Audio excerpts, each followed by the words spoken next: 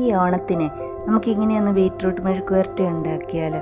Beetroot ഉണ്ടല്ലോ, ആദ്യം ചെറിയ കഷ്ണങ്ങളാക്കി മുറിച്ചെടുക്കണം.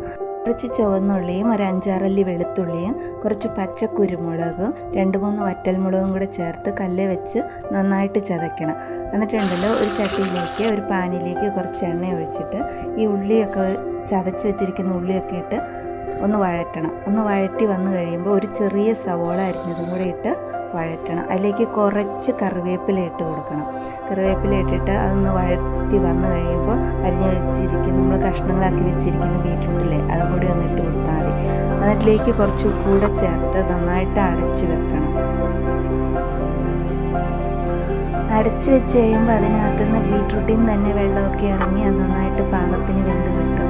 അത് കഴിയുമ്പോൾ അത് തുറന്ന് നല്ലപോലെ ചെറുതീയിലിളക്കി യോജിപ്പിച്ചെടുക്കാം. Thank U.